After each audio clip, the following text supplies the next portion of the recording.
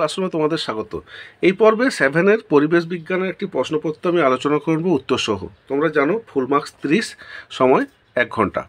প্রথম যে প্রশ্নটি আসে দেখো, তাপ প্রয়োগে কঠিন পদার্থ তরলে পরিণত হওয়াকে বলা হয় গলন, অর্থাৎ কঠিন থেকে গলে গেলে তরল হয়ে গেলে সেটাকে বলছে গলন। এসআই পদ্ধতিতে তাপের একক হলো জুল। পরমাণুর নিউক্লিয়াসে থাকে প্রোটন ও নিউট্রন। বরফ গলনের লিন তাপ 80 ক্যালোরি পার গ্রাম আর 33,600 জুল পার কেজি। ক্যালসিয়াম পরমাণু দুটি ইলেকট্রন ত্যাগ করলে উৎপন্ন হবে Ca2+। দুটো যেহেতু ত্যাগ করছে তার হচ্ছে 2+। উষ্ণতা বা তাপমাত্রা যে যন্ত্রের সাহায্যে মাপা হয় তার নাম হচ্ছে থার্মোমিটার। অ্যালুমিনিয়ামের সংকেত হলো Al। শূন্যস্থান পূরণ করতে বলেছে।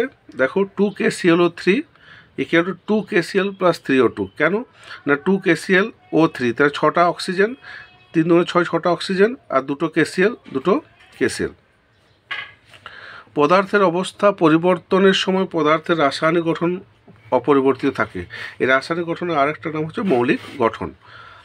পরমাণুর নিস্তড়িত কণা হলো নিউট্রন, তড়িৎ থাকে না। কোনো পরমাণুর ভর সংখ্যা 23 এবং পারমাণবিক সংখ্যা 11 হলে নিউটন সংখ্যা কত?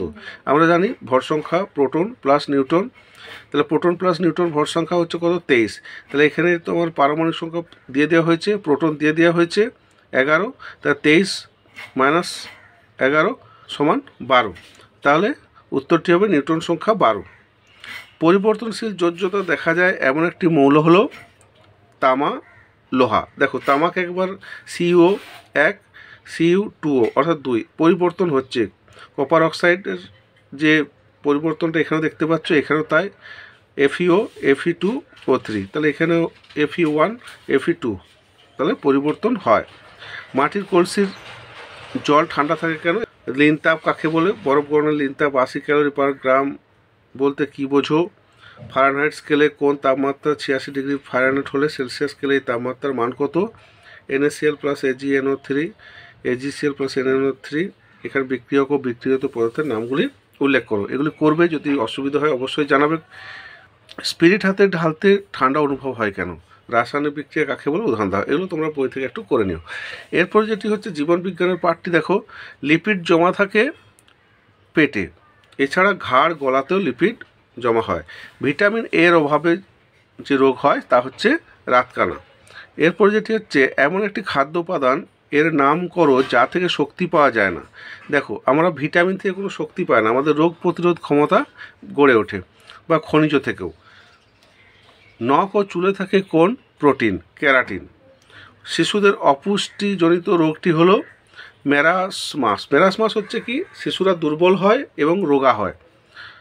ঠোঁটের কোণে এবং জিভে ঘা হয় কোন ভিটামিনের অভাবে? ভিটামিন বি এর অভাবে। সেটা B2 হতে পারে, B12ও হতে পারে। এরপর একটি স্তম্ভ মেলানো আছে দেখো, এ স্তম্ভের সঙ্গে বি স্তম্ভ। অ্যানিমিয়া। অ্যানিমিয়া হচ্ছে সজনে ডাঁটাতে খেলে উপকার হয়। খাদ্যতন্তু। খাদ্যতন্তু হচ্ছে তোমার উদ্ভিজ্জ রাসায়নিক। গয়টার। গয়টার হচ্ছে আয়োডিনের খনিজের অভাবে হয়। টমেটো। টমেটো হচ্ছে লোহা থাকে। আর শ্বেতসার অণু গ্লুকোজের সমষ্টি। তাহলে এই ছিল প্রশ্নপত্রটি। তোমরা ভালো করে তৈরি করো।